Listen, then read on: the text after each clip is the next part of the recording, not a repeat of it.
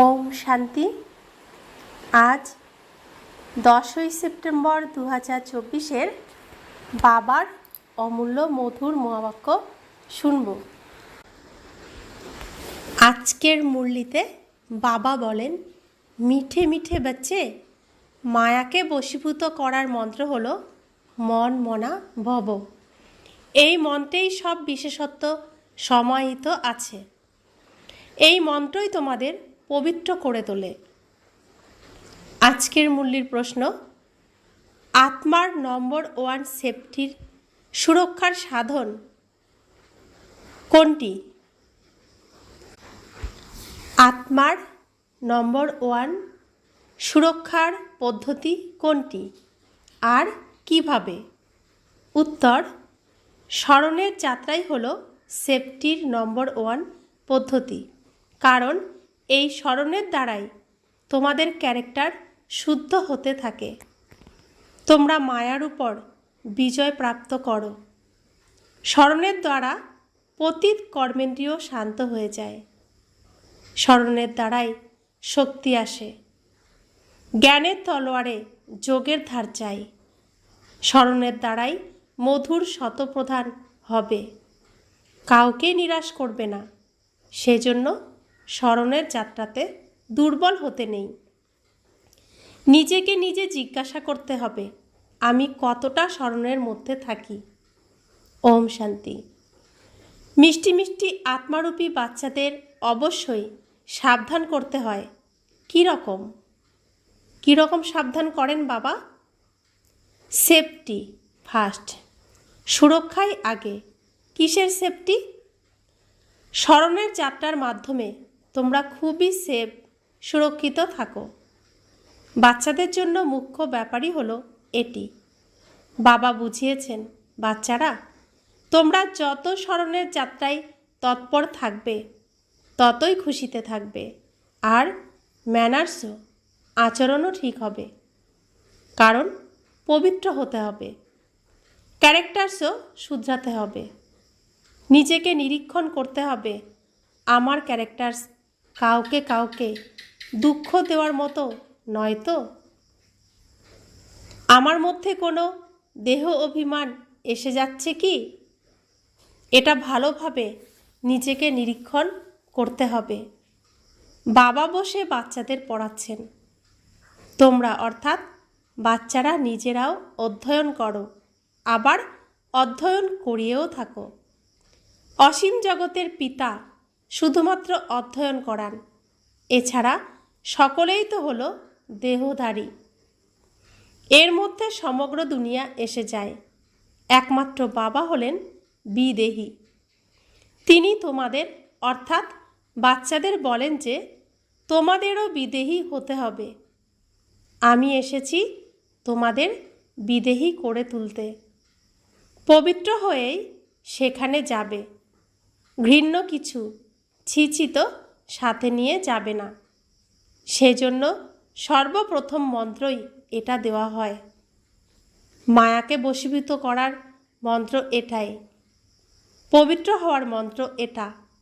এই মন্ত্র অনেক বৈশিষ্ট্যপূর্ণ। এর দ্বারাই পবিত্র হতে হবে। মানুষ থেকে দেবতা হতে হবে। অবশ্যই আমরা দেবতা ছিলাম। সেই জন্য বাবা বলেন, নিজের সেফটি যদি চাও, শক্তিশালী মহাবীর হতে চাও, তো এই পুরুষার্থ করো। বাবা তো শিক্ষা দিতে থাকেন, এমনকি বারবার বলতেও থাকেন, এ হলো ড্রামা। ড্রামা অনুযায়ী একদম ঠিকঠাকই চলছে। তবুও বাচ্চাদের উন্নতির জন্য বোঝাতে থাকেন। স্মরণের যাত্রাতে দুর্বল হতে নেই। বন্ধনের জালে আবদ্ধ গোপিকারা যারা বাইরে থাকে তারা যত স্মরণ করে, সামনে থাকে যারা তত স্মরণ করে না। কারণ তারা যে শিব বাবার সাথে মিলিত হওয়ার জন্য ব্যাকুল। যারা মিলিত হয় তাদের যেন পেট ভরে যায়। যে অনেক স্মরণ করে সে উচ্চ পদ প্রাপ্ত করে। দেখা যায় ভালো ভালো বড় বড় সেন্টার পরিচালনা করার মুখ্য যারা, তারাও স্মরণের যাত্রায় দুর্বল। স্মরণের তীক্ষ্ণতা খুব ভালো রকমের দরকার। জ্ঞানের তরোয়ালে যোগের ধার না থাকার কারণে কারোর তীর লাগেই না, সম্পূর্ণ মরে না, লৌকিক স্থিতিকে ভোলে না। বাচ্চারা প্রচেষ্টা করে জ্ঞানের তীর বিধিয়ে বাবার করে তুলতে বা মর্জিবা করতে। আমরা ঈশ্বরীয় পরিবারে নতুন জন্মগ্রহণ করেছি, আমাদের নতুন জীবন প্রাপ্ত হয়েছে, আমরা আসরিক কুলে মরে গেছি। তো আমাদের শরীর এখন মৃত। আমি আত্মা চৈতন্য, আমি আত্মা ঈশ্বরীয় পরিবারের একজন সদস্য, পরমাত্মার পরিবারের একজন সদস্য। আমি আত্মা শুদ্ধ, পবিত্র, প্রেমস্বরূপ, শান্তস্বরূপ, আনন্দস্বরূপ, জ্ঞানস্বরূপ, শক্তিস্বরূপ, পবিত্র স্বরূপ। আমি কি ছিলাম? আমি ছিলাম আসরিক গুণে পরিপূর্ণ অশান্তি স্বরূপ, দুঃখ কষ্ট স্বরূপ, অভাব অনটন, হতাশা স্বরূপ। তো সেই শরীর, যেই শরীরের মধ্যে এই সব বিকার ছিল, কাম ছিল, ক্রোধ ছিল, লোভ ছিল, মোহ ছিল, তো সবটাকেই আমার মেরে ফেলতে হবে, এই অসুরগুলোকেই মেরে ফেলতে হবে। তো আমরা সেই আগের আচরণ, আসরিক কুলের আসরিক যে সংস্কার, সেই অসুরকে আমরা মারতে পারিনি। তাই বাবা বলছেন আমাদের মর্জিবা করে তুলতে চান। মরে থেকেও আমরা জীবিত, কিন্তু মরে না। তাই অবশ্যই জ্ঞান তলোয়ারে কোনো ত্রুটি আছে। যদিও বাবা জানেন ড্রামা একদম অ্যাকিউরেট চলছে, কিন্তু উন্নতির জন্য তো বোঝাতে থাকেন। প্রত্যেকে নিজের মন থেকে জিজ্ঞাসা করো, আমি কতটা স্মরণ করি? স্মরণেই শক্তি জাগৃত হয়। সেই জন্য বলা হয় জ্ঞান তলোয়ারে ধার চাই। জ্ঞান তো খুব সহজভাবে বোঝাতে পারা যায়। তোমরা যত বেশি যোগে থাকবে তত মধুর হতে থাকবে। তোমরা শতপ্রধান ছিলে, তাই খুব মধুর ছিলে। এখন আবার শতপ্রধান হতে হবে। আমরা দেবী দেবতা ছিলাম, তো দেবী দেবতার মতোই আমরা মিষ্টি ছিলাম, মধুর ছিলাম, কিন্তু আসরিক গুণে আমরা নিজেকে একদম শেষ করে ফেলেছি।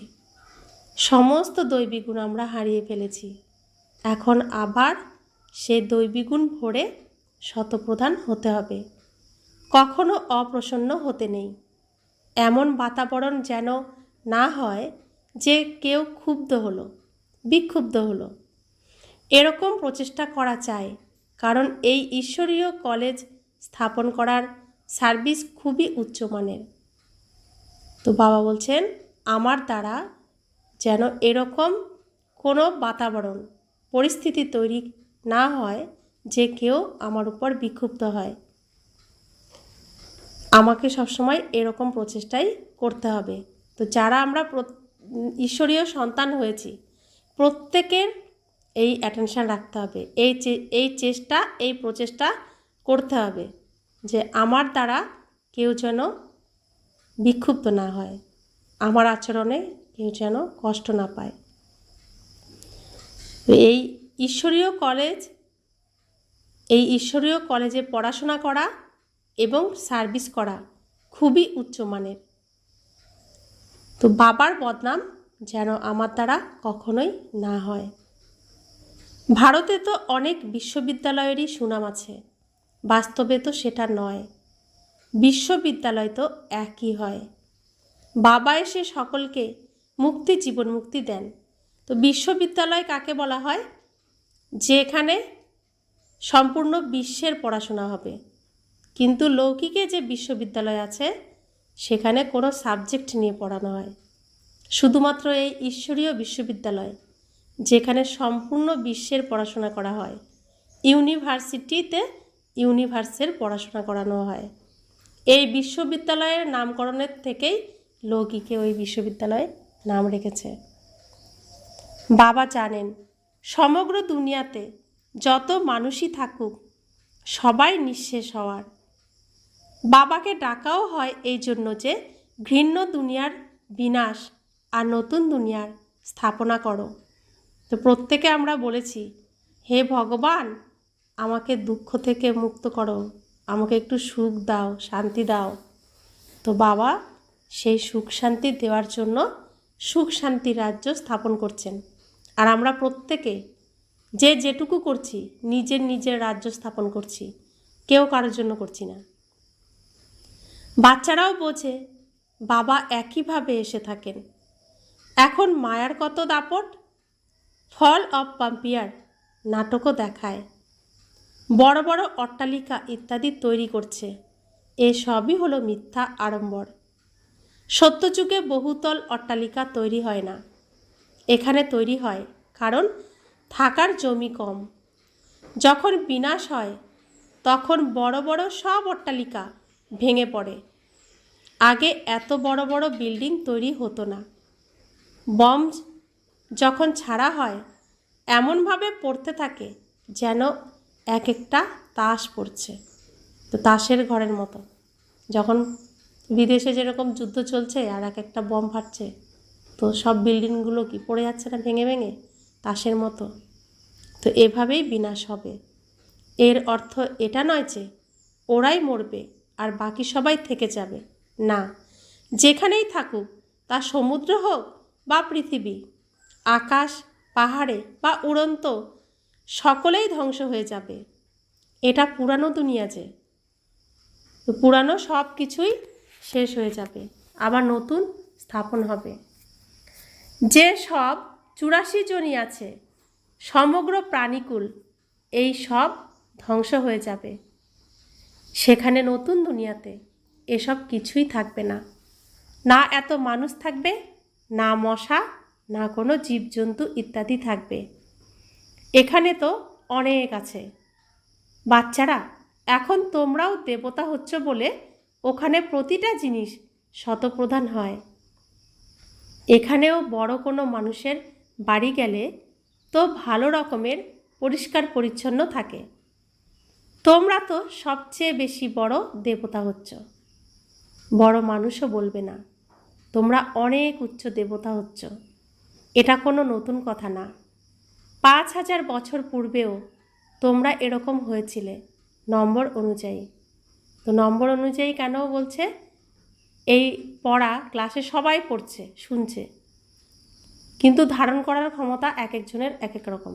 যে যেরকম ধারণ করবে সে সেরকম বুঝবে, সেই অনুযায়ী তার আচরণ হবে, সেই উচ্চমানের দেবতা হবে, আর উচ্চ নাম্বার পেয়ে সে পাশ করবে।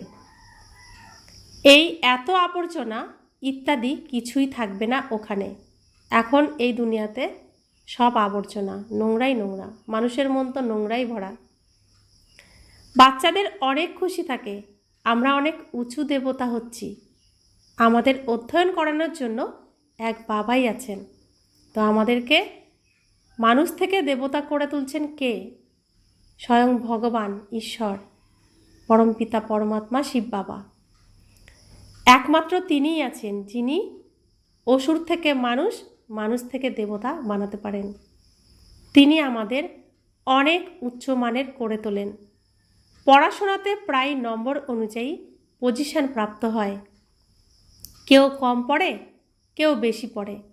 বাচ্চারা এখন পুরুষার্থ করছে, বড় বড় সেন্টার খুলছে যেন বড় বড় ব্যক্তিরা জানতে পারে। ভারতের প্রাচীন রাজযোগও বিখ্যাত। বিশেষভাবে বিদেশিদেরও বেশি রকম উৎসাহ জাগে রাজযোগ শেখার। ভারতবাসী তো তমপ্রধান বুদ্ধি সম্পন্ন, বিদেশিরাও তমবুদ্ধি সম্পন্ন। তাই তাদের শখ থাকে ভারতের প্রাচীন রাজযোগ শেখার। ভারতের প্রাচীন রাজযোগ নামি দামি, যার দ্বারা ভারত স্বর্গে পরিণত হয়েছিল। খুব কমই আসে যারা সম্পূর্ণভাবে বোঝে। তো এখানে ঈশ্বরীয় বিশ্ববিদ্যালয়ে যত স্টুডেন্টই আছে সবাই যে একরকম বুঝবে এমন কোনো কথা নেই। কেউ কম বোঝে, কেউ সম্পূর্ণভাবে বোঝে। স্বর্গ, হেভেন পাস হয়ে গেছে, তাই অবশ্যই আবার হবে। তো স্বর্গ সত্যযুগ ছিল সৃষ্টির প্রথমে, এখন তো কলিযুগ, তো সেইটা পাস হয়ে গেছে।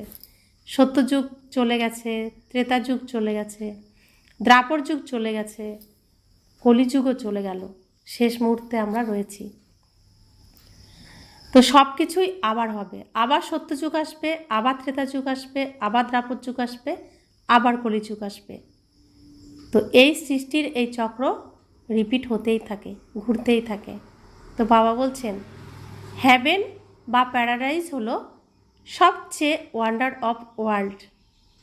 তো হ্যাভেন অর্থাৎ স্বর্গ হলো সব থেকে আশ্চর্যজনক এই পৃথিবীর মধ্যে, অর্থাৎ বিশ্বের বিস্ময়, যেখানে সকলেই যেতে চায়, যেখানে সুখ আর সুখ আর সুখ। সেই সত্য সুখ শান্তি পাওয়ার আশা আমরা এখনও করে যাই। সত্য প্রেম, সত্য ভালোবাসা সব খাঁটি। তো সত্য যুগেই সেটা একমাত্র সম্ভব। স্বর্গের কত মহিমা, স্বর্গ আর নরক, শিবালয় আর বেশ্যালয়। তো সত্যযুগ হলো শিবালয়, যেটা শিব বাবা স্থাপন করেন, আর সত্যযুগ ত্রেতাযুগ শিবালয়, আর দ্বাপর যুগ কলিযুগ বেশ্যালয়, অর্থাৎ বিষের আলয়, রাবণের আলয়। এখন বাচ্চাদের নম্বর অনুযায়ী স্মরণে আছে যে আমাদের শিবালয়ে যেতে হবে। ওখানে যেতে গেলে শিব বাবাকে স্মরণ করতে হবে। উনি হলেন সকলকে নিয়ে যাওয়ার পান্ডা।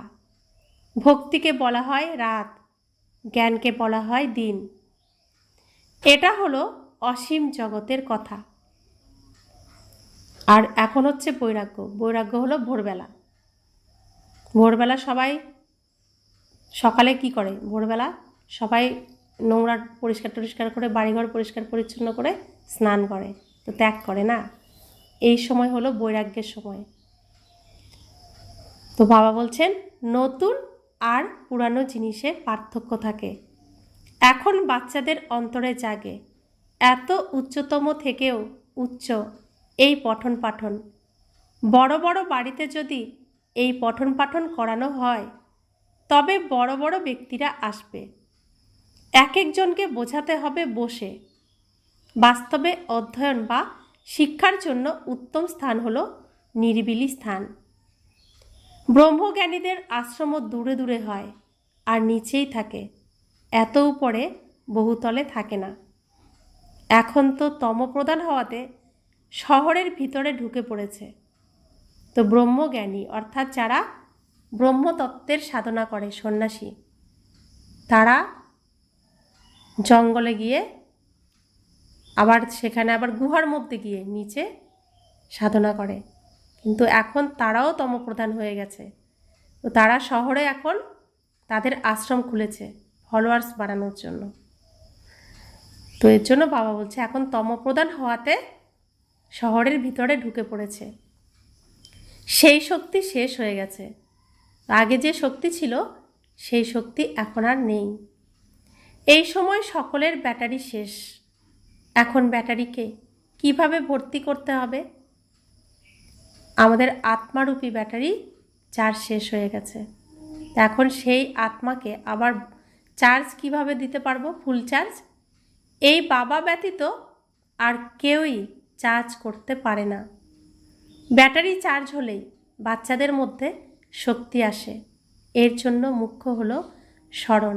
তাহলে ভাবো, এখন যদি চার্জ না করি আর সময় নেই, আর পারবো না, কারণ বাবা এই সময় এই পৃথিবীতে এসেছেন। এখন প্রত্যেকে নিজেকে চার্জ করার সময়। তো যে যত চার্জ করবে তার প্রত্যেকটা জন্ম তত ভালো হবে, সার্ভিস ভালো করতে পারবে, এই পৃথিবীতে অ্যাক্টিং অভিনয় ভালো করে করতে পারবে। তো বাবা বলছে ব্যাটারি চার্জ হলেই বাচ্চাদের মধ্যে শক্তি আসে। এর জন্য মুখ্য হলো স্মরণ। তাকে যত স্মরণ করব তার থেকে তত শক্তি আসতে থাকে। এতেই মায়ার বিঘ্ন ঘটে। মায়া আবার এই চার্জ হতে দিতে চায় না, যোগাযোগ ছিন্ন করে দেয়, কেটে দেয়। কেউ সার্জেনের সামনে সত্যি বলে, কেউ লুকিয়ে নেয়। ভিতরে যে ত্রুটি আছে সেটা তো বাবাকে বলতে হবে। এই জন্মে যে পাপ করে ফেলেছ সেটা অবিনাশী সার্জেনের কাছে বর্ণনা করতে হবে, তা না হলে মনের ভিতরে ক্ষত হতে থাকবে। তো আমরা রাবণের দুনিয়ায় আছি, প্রত্যেকেই কিছু না কিছু পাপ আমরা করে ফেলি, করতে না চাইলেও আমাদের দ্বারা হয়ে যায়। তো যাই হোক, যেটাই আমরা ভুল করি, তো সেই ভুল বাবার কাছে স্বীকার করলে বাবা সেটা নিজে নিয়ে নেন দায়িত্ব, তো আমাদেরকে পরিষ্কার করে দেন। তো তাই জন্য তো তাকে নীলকণ্ঠ বলছে, আমাদের সব বিষ তিনি নেন, তাই জন্য তো তিনি আমাদের সমস্ত নোংরা, আমাদের যে ভুল ভ্রান্তি সব নিজে দায়িত্ব নিজের কাঁধে নেন। তো যত আমরা তাকে দিয়ে দেব আমাদের মধ্যে তাহলে ঘা আর থাকবে না, আমরা নিশ্চিন্ত থাকব। তাই বাবা বলছেন, শোনালে পরে তখন ক্ষত থাকবে না, ভিতরে রেখে দেওয়া সেটাও ক্ষতিকারক। যারা সত্যিকারের বাচ্চা হয় তারা সব বাবাকে বলে দেয়, এই জন্মে এই পাপ করেছি। প্রত্যেক দিন বাবা জোর দিতে থাকেন, এটা তোমাদের অন্তিম জন্ম। তমপ্রধান হওয়াতে অবশ্যই পাপ হয়ে থাকে যে। এখন আমরা ভালো করতে চাইলেও আমাদের দ্বারা কিছু না কিছু ভুল হয়ে যায়, সেজন্য বাবার কাছে চিঠি লিখে সব জানিয়ে দিতে হয় যে বাবা এই হয়েছে, আমি এই করে ফেলেছি, তুমি আমাকে এর থেকে মুক্ত করে দাও। বাবা বলেন, আমি অনেক জন্মের শেষে যে নম্বর 1 পতিত হয়েছে তার মধ্যেই প্রবেশ করি, কারণ ওনাকেই আবার নম্বর 1-এ যেতে হবে। তো কে নাম্বার 1? শ্রীকৃষ্ণ নাম্বার 1, মর্যাদা পুরুষোত্তম, তিনি পুরুষের মধ্যে উত্তম পুরুষ, তিনিই আবার সব থেকে বেশি পতিত হয়েছেন। তো শ্রীকৃষ্ণের শরীরেই স্বয়ং ভগবান প্রবেশ করেন, কারণ ওনাকেই নম্বর 1-এ যেতে হবে, খুব পরিশ্রম করতে হয়। তো শ্রীকৃষ্ণকে তার অন্তিম জন্মে ব্রহ্মারূপে তার সংকল্পের দ্বারা সত্যযুগ স্থাপন করতে হয়। তো শ্রীকৃষ্ণকে খুব পরিশ্রম করতে হয়, এই স্থাপনার কার্য করতে তাকে মায়ার সাথে কত যুদ্ধ করতে হয়। এই জন্মে প্রাপ্ত হয়েছে, তাই না? কেউ জানতেই পারে না যে আমরা এটা কি করছি, সত্যি বলে না। কেউ কেউ সত্যি বলে বাবার কাছে, কেউ কেউ সত্যি বলে দেয়। বাবা বুঝিয়েছেন, বাচ্চারা তোমাদের কর্মেন্দ্রিয় তখনই শান্ত হবে যখন কর্মাতীত অবস্থা তৈরি হয়। যেমন মানুষ বুড়ো হয়ে গেলে তখন কর্মেন্দ্রিয় অটোমেটিক্যালি শান্ত হয়ে যায়, এতে তো ছোটোবেলাতেই সব শান্ত হয়ে যাওয়া চাই। আর এখন কোন সময় এই সৃষ্টির বৃদ্ধাবস্থা, তো এখানে একটা বাচ্চাও কিন্তু বৃদ্ধ, কারণ শেষের দিকে রয়েছি না। শরীর হতে পারে ছোট, কিন্তু শরীর তো সত্য যুগে পেয়েছিলাম, সেটাকেই আবার ধুয়ে মুছে কেচে আমাকে দিচ্ছে, তো লাস্টে এটা কি হয়ে গেল? বৃদ্ধ হয়ে গেল না, একদম পুরানো হয়ে গেল। তাই এখানে ছোটোবেলাতেই সমস্ত কর্মেন্দ্রিয়কে শান্ত করতে হবে। যোগ বলে ভালোভাবে থাকলে এইসব ব্যাপার শেষ হয়ে যায়, এন্ড হয়ে যায়। ওখানে এরকম কোনো ঘৃণ্য রোগ, নোংরা বসতি ইত্যাদি কিছুই থাকে না। সত্যযুগে কোনো রোগ থাকে না, কারোর বাড়িঘর খারাপ থাকে না, সব সোনার বাড়ি, সব সুন্দর, মানুষ খুব পরিষ্কার শুদ্ধ থাকে। তো বাবা এখানে কি বলছেন আমাদেরকে? মন সম্পূর্ণ শুদ্ধ, যেন সেখানে সবসময় ভগবানের চিন্তা করতে পারি। বল সবসময় শুদ্ধ, যাতে ভগবানের নাম সবসময় করতে পারি। কর্ম এত শুদ্ধ থাকবে যে সবসময় আমি ভগবানের কাজ করতে উপযুক্ত। শরীরও এত শুদ্ধ রাখতে হবে যেন প্রতিটা সময় আমি তার পুজো করতে পারি। ঘর বাড়ি এমন পরিষ্কার পরিচ্ছন্ন রাখতে হবে যেখানে ভগবান সবসময় আসতে পারে, এতটা শুদ্ধ রাখতে হবে। তো বাবা বলছেন, এখানে তুমি পারলে সত্যযুগেও তুমি তেমনই পাবে, এখানে যা করবে সেখানে সেটাই পাবে। ওখানে হলোই রামরাজ্য, এখানে হলো রাবণ রাজ্য। তাই অনেক ধরনের নোংরা রোগ ইত্যাদি আছে। তো রাবণ নোংরাই বানাবে, মন নোংরা বানাবে, বোল নোংরা বানাবে, জীবকে নোংরা বানাবে, শরীরকে নোংরা বানাবে, ঘরবাড়িকে নোংরা বানাবে, আলস্যতা নিয়ে আসবে। আর রোগও একটা অসুর, নোংরা। তো মানুষকে নোংরা করে দেয়। সত্যযুগে এসব কিছু হয় না। সেই দুনিয়ার বিষয়ে আর কি বলবো? বাবার কতটা বর্ণনা করবেন? নামটাই কত ফার্স্ট ক্লাস, স্বর্গ, নতুন দুনিয়া, সব কিছুই সেখানে খুব পরিষ্কার। বাবা বোঝান, এই পুরুষোত্তম যুগেই তোমরা এইসব কথা শুনছ, আগে শোনোনি। আগে ছিলে মৃত্যুলোকের মালিক, আজ অমরলোকের মালিক হয়ে যাও। তা আগে আমরা মরতে ভয় পাই, কি মরণকেই ভয় পাচ্ছিলাম। তো যখন ঈশ্বরীয়গুলোর জন্ম হলো, বাবা প্রথমে কি বলেছেন? তুমি আত্মা, তুমি অমর, তোমার মৃত্যু নেই, কাল তোমাকে খেতে পারে না, তোমার বিনাশ নেই, কেউ তোমাকে মারতে পারবে না। তো আমরা এখন কি জানি? আমরা অমর। আমরা এই শরীররূপী ড্রেসকে ছাড়বো, ত্যাগ করব, মরবো না কেউ।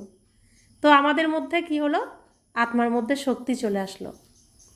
বাবা বলছেন, সুনিশ্চিত হয়ে যাও, কাল মৃত্যুলোকে ছিলে, এখন সঙ্গম যুগে আসাতে অমরলোকে যাওয়ার জন্য তোমরা পুরুষার্থ করছো। ঈশ্বরীয় পাঠ পড়ানোর জন্য কাউকে এখন পাওয়া গেছে, যে ভালোভাবে অধ্যয়ন করে, সে পয়সা কড়ি ইত্যাদিও ভালো উপার্জন করে। লৌকিক দুনিয়াতেও শিক্ষাস্থান অনেক উঁচুতে, এখানেও তাই। তো যে এখানে বাবাকে ভালোভাবে স্মরণ করবে, তার কাছে ভালোভাবে অধ্যয়ন করবে, পড়াশোনা করবে, সে এখানেও তার অভাব অনটন দূর করতে পারবে। তো এটা হলো কাঁচা ফল, আর সত্যযুগে আসল পাকা ফল আমরা পাব। তো এখানে বাবার কাছে ভালোভাবে পড়লে, মন দিয়ে, আর বাবার প্রত্যেকটি জ্ঞানকে নিজের মধ্যে ধারণ করলে ধীরে ধীরে শরীর সুস্থ হবে, মন খুশিতে ভরপুর থাকবে, সংসারের অভাব অনটন থাকবে না। তো সুখী পরিবার, দেবী দেবতাদের পরিবার এখানেই হয়ে উঠবে। তো বাবা বলছেন, এই শিক্ষাই হচ্ছে অনেক উঁচু।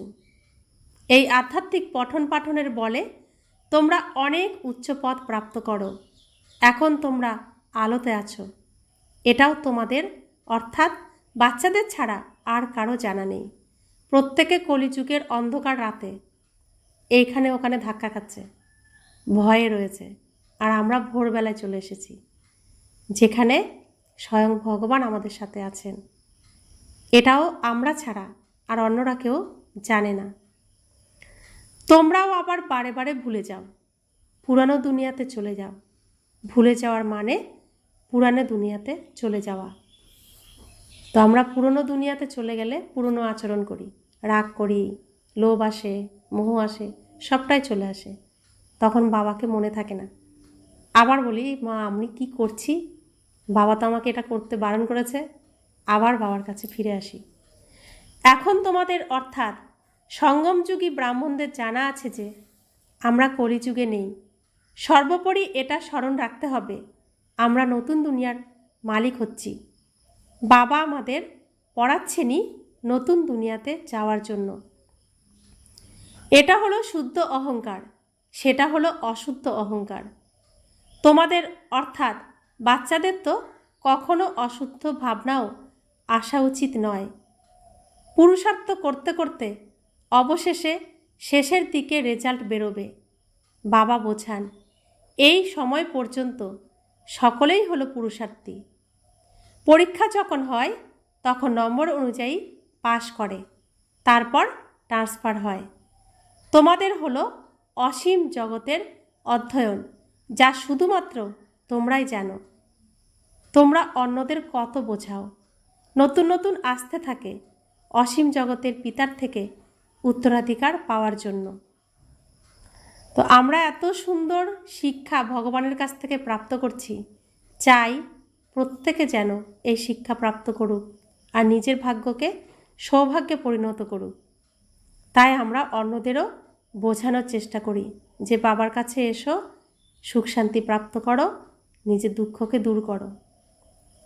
জগতের পিতার থেকে উত্তরাধিকার পাওয়ার জন্য তোমরা এসো, যদিও দূরে থাকে, আবার শুনতে শুনতে সুনিশ্চিত বুদ্ধি সম্পন্ন হয়ে যায়। এরকম বাবার কাছে যাওয়া উচিত, যে বাবা বাচ্চাদের এমন পড়াশোনা করাচ্ছেন। তেমন বাবার সাথে তো অবশ্যই মিলিত হতে হবে।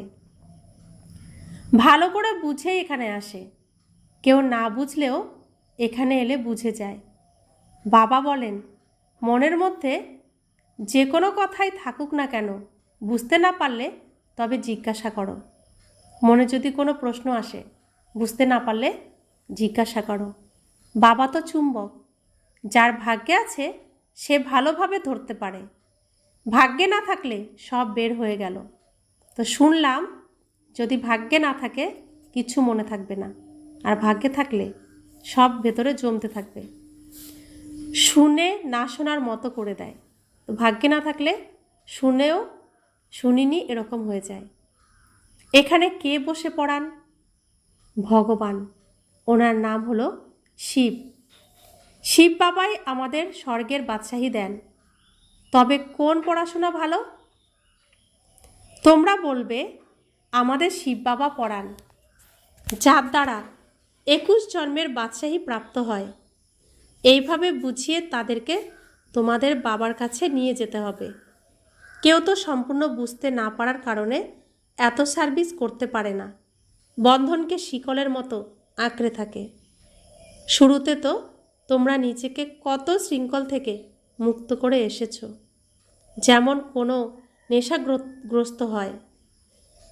তো প্রথম যখন ঈশ্বরীয় কুলে আমরা জন্মগ্রহণ করি, আমি আত্মা, পরমাত্মার সন্তান, এটা বুঝি, পরমাত্মাকে পিতা বলে স্বীকার করি, তখন আমার নতুন জন্ম হয়। বাবা আমাকে বুকের কাছে রাখে। প্রত্যেক বাচ্চাকেই নতুন জন্ম হলে বুকের কাছে রাখে, একটুও আলাদা হতে দেয় না। তখন ভগবানের সত্যিকারের প্রেম ভালোবাসা প্রত্যেকে অনুভব করতে পারে। তখন নেশাগ্রস্ত হয়ে বাবার কাছে সবাই ছুটে ছুটে আসতে থাকে। তারপর যখন একটু বড় হয়, বাবা ছেড়ে দেয়, বাবা সেই ভালোবাসা পায় না, তখন মায়া আবার তাদেরকে নিয়ে চলে যায়। এটাও ড্রামাতে পার্ট ছিল, যার প্রচেষ্টা চলছে। ড্রামাতে ভাট্টি যোগভাট্টি হতো, জীবিত থেকেও মৃতবত, আবার মায়ার দিকে কেউ কেউ চলে গেছে। তো আমরা এখানে যোগভাট্টি করি, তুমি তো করনি। তো এখানে যোগভাট্টি হলে ওই সকাল থেকে শুরু হয়, সন্ধ্যা পর্যন্ত চলে। তো শুধুমাত্র বাবা আর আমরা থাকবো, বাচ্চারা, দ্বিতীয় কোনো কিছু আর থাকবে না, তার স্মরণেই থাকবো। তো ইটভাটাতে যেরকম ইটকে পোড়ানো হয়, তো যোগে সেরকম বাবা আমাদেরকে পোড়ায়, যাতে সমস্ত নোংরা বেরিয়ে যায়। তো যাকে বলছে আমরা মৃত থেকেও জীবিত, আমি আত্মা আর পরমাত্মা, আমার শরীরও নেই এখানে। তো এরকম যোগভাট্টি হতো। কিন্তু যোগভাট্টির থেকে বেরোনোর পরে আবার মায়া টেনে নিয়ে যায়, কেউ কেউ মায়ার দিকে চলে গেছে। যুদ্ধ তো হয়, মায়া দেখে এ তো খুব সাহস দেখিয়েছে, এখন আমি বাজিয়ে দেখব সুপরিপক্ক কিনা। বাচ্চাদের কত যত্নে লালন পালন করা হতো, সব কিছু শেখানো হতো। বাচ্চারা, তোমরা অ্যালবাম ইত্যাদি দেখো, কিন্তু শুধুমাত্র চিত্র দেখলে বুঝতে পারবে না। কে বসে বোঝাবে যে কি কি হতো? তোমরা তো জানো তোমরা কিভাবে ভাট্টিতে পড়েছ, আবার এক একজন কিভাবে বেরোলো। যেমন টাকা ছাপলে তখনও কিছু কিছু খারাপ হয়। এটাও ঈশ্বরীয় মিশনারি, নির্দিষ্ট লক্ষ্যে থাকা প্রচারকদের সমিতি। ঈশ্বর বসে ধর্মের স্থাপনা করেন, এই কথা কারো জানা নেই। তো বাবা এখানে এক একজনকে কাঁটা থেকে ফুল বানাচ্ছেন, অসুর থেকে দেবতা বানাচ্ছেন। তো এখানে প্রত্যেকেই যে হতে পারবে এমন তো নয়, কিছু কিছু তো দেবতা রূপেও অসুর এখানে বসে থাকে, তারপর তারা বেশি দিন চলতে পারে না। তো তাদের আসরিক গুণ ত্যাগ করে না, তাই বেশি দিন চলতে পারে না, তারা আবার বেরিয়েও যায়। তো এইসব কথা কারোর জানা নেই। বাবাকে ডাকে, কিন্তু গরম চাটুতে জলের ছিটা দিলে যেমন বাষ্প হয়ে উড়ে যায়, তেমনি এখানেও মাথার উপর দিয়ে উড়ে যায়। বোঝেই না, বাবার কথা শুনছে কিন্তু বুঝতে পারছে না। বলে, এটা কিভাবে হতে পারে? মায়া রাবণ একদম এরকম করে দেয়। শিব বাবার পূজাও করে, আবার বলে দেয় সর্বব্যাপী। শিব বাবা বলেন, তবে আবার সর্বব্যাপী কিভাবে হবে? তো যে সর্বত্র বিরাজমান, কণাতেও আছে, সব কিছুতে আছে, তাকে আবার আলাদাভাবে পুজো কেন করছে? আলাদা করে তো পুজো করার দরকার নেই না, সে তো সব জায়গাতেই আছে, আমার কাছেই আছে, আমার মধ্যেও আছে, তাকে কেন আবার আলাদাভাবে পুজো করছে? তো বাবা বলছে, দেখো কত বুদ্ধু, কত অজ্ঞানী। শিবের পূজা করছে, আবার শিব বাবাকে বলছে সর্বত্র বিরাজমান, সর্বব্যাপী।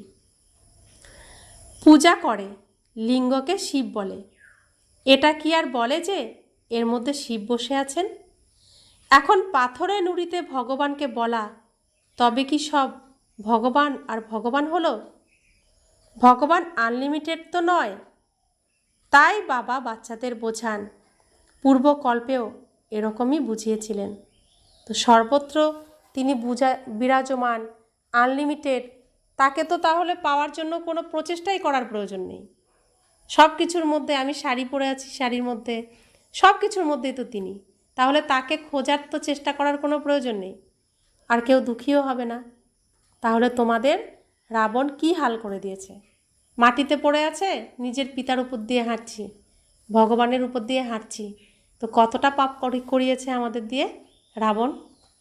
তো বাবা বলছে, তোমরা আমার সব থেকে বেশি নিন্দা করেছো, গ্লানি করেছো, তো আমরাই তো বলছি এটা সর্বত্র বিরাজমান, অর্থাৎ তার উপর দিয়ে, ভগবানের গায়ের উপর দিয়ে আমরা হাঁটছি, তো কত পাপ করেছি না এগুলো। अच्छा, मीठे मीठे सिखिला दे बच्चों प्रति माता पिता बाप दादा का याद प्यार और गुड मॉर्निंग। रूहानी बाप की रूहानी बच्चों को नमस्ते। हम रूहानी बच्चों की रूहानी माता पिता बाप दादा को याद प्यार, गुड मॉर्निंग और नमस्ते नमस्ते नमस्ते। शुक्रिया बाबा, शुक्रिया बाबा, शुक्रिया। धारणार जोन्नो मुख्य सार, এরকম মধুর বাতাবরণ তৈরি করতে হবে যেন কেউ ক্ষুব্ধ না হয়। বাবার সমান বিদেহী হওয়ার পুরুষার্থ করতে হবে। স্মরণের শক্তি দ্বারা নিজের স্বভাব মধুর আর শান্ত করতে হবে, পুরো দেবতার মতো হয়ে যেতে হবে। দ্বিতীয় ধারণা, সর্বদা এরকম নেশাতে থাকতে হবে যেন এখন আমরা সঙ্গম যুগী, কলিযুগী না। বাবা আমাদের নতুন বিশ্বের মালিক বানানোর জন্য পাঠ পড়াচ্ছেন। অশুদ্ধ বাসনা নির্মূল করতে হবে। এই কলিযুগের সমস্ত আকর্ষণ থেকে নিজেকে মুক্ত করতে হবে। সত্যিকারের সুখ শান্তিকে আমরা ত্যাগ করেছিলাম, এখন সত্যিকারের অশান্তি দুঃখ কষ্টকে আমাদের ত্যাগ করতে হবে। সত্যিকারের সুখ শান্তি প্রেম ভালোবাসাকে গ্রহণ করতে হবে। সমস্ত অশুদ্ধকে আমাদের ত্যাগ করতে হবে। আমরা অশুদ্ধর সন্ন্যাসী, সমস্ত অশুভর সন্ন্যাসী, সমস্ত শুভর আমরা প্রাপ্তকারী, ভগবানের সন্তান। বরদান, অকাল সিংহাসন আর হৃদয় সিংহাসনের উপর বসে সর্বদা শ্রেষ্ঠ কর্ম করা কর্মযোগী ভব। বাচ্চারা, এই সময় তোমাদের দুটি সিংহাসন প্রাপ্ত হয়। এক হলো অকাল সিংহাসন আর অন্যটি হলো হৃদয় সিংহাসন। তো অকাল সিংহাসন কোনটি আর হৃদয় সিংহাসন কোনটি? অকাল সিংহাসন, আমি দুই ভ্রুকুটির মাঝখানে আমার নিজ সিংহাসনে বসে আছি, এই সমস্ত কর্মেন্দ্রিয়ের আমি মালিক। আর হৃদয় সিংহাসন হলো স্বয়ং ভগবানের হৃদয়ে আমি বসে আছি। তিনি আমাকে খুঁজে নিয়ে এসেছেন, তিনি আমাকে স্মরণ করেছেন, আমি তাকে খুঁজে পাইনি, তিনি নিয়ে এসেছেন, তাই আমি এখানে আসতে পেরেছি। তাই ভগবানের হৃদয় সিংহাসনে তিনি আমাকে স্থান দিয়েছেন। তো এই সিংহাসনও আমাকে ধরে রাখতে হবে, এই সিংহাসন যেন না হারিয়ে যায়। তো বাবা বলছেন, কিন্তু সিংহাসনে সেই বসবে যার রাজ্য হবে। যখন অকাল সিংহাসনাসীন আছে তো স্বরাজ্য অধিকারী আছে, আর বাবার হৃদয় সিংহাসনাসীন থাকলে তো বাবার উত্তরাধিকারের অধিকারীও হবে, যেখানে রাজ্যভাগ্য সব এসে যাবে। কর্মযোগী অর্থাৎ 2 সিংহাসনাসীন, এরকম সিংহাসনাসীন আত্মার প্রত্যেক কর্ম শ্রেষ্ঠ হয়, কেননা সকল কর্মেন্দ্রিয় ল এবং অর্ডারে থাকে। তো আমি আমার এই শরীরের মালিক, আমার অকাল সিংহাসন, অকাল তখ্ত 2 ভ্রুকুটির মাঝখানে, তো সেখানে বসে আমি আমার রাজ্যকে চালাই। স্বরাজ্যের মালিক আমি। আমার প্রত্যেকটি কর্মেন্দ্রিয়, মন বুদ্ধি থেকে শুরু করে প্রত্যেকটি কর্মেন্দ্রিয় আমার অর্ডারে চলে। তো আমার আইন আমার অর্ডার, অর্থাৎ ঈশ্বরীয় আইন ঈশ্বরীয় অর্ডারে চলে। তো আমি নিজের এই রাজ্যের মালিক হলে বিশ্বের মালিক হতে পারবো। স্বয়ং ভগবানের হৃদয়ে আমি সবসময় বসে থাকতে পারবো। স্লোগান, যে সর্বদা সমানের সিটে সেট থাকে সেই গুণবান আর মহান হয়। তো আমি সুখস্বরূপ আত্মা, আমি শান্তস্বরূপ আত্মা, আমি সর্বশক্তিমান পিতার সর্বশক্তিমান সন্তান, আমি পবিত্র আত্মা, আমি জ্ঞানস্বরূপ আত্মা, শক্তিস্বরূপ আত্মা। কিছু না কিছু একটা সমানে আমাকে চলতে হবে। তো এই সমানের সিটে বসে থাকলে তাহলে আমার মধ্যে সেই গুণ ধীরে ধীরে আসতে থাকবে। একদিনে হবে না, ধীরে ধীরে আসবে। আমাকে এই সমানের সিটে সবসময় সেট থাকতে হবে, বসে থাকতে হবে, তবে আমি আমার লক্ষ্যে ঠিক পৌঁছে যেতে পারবো। ওম শান্তি।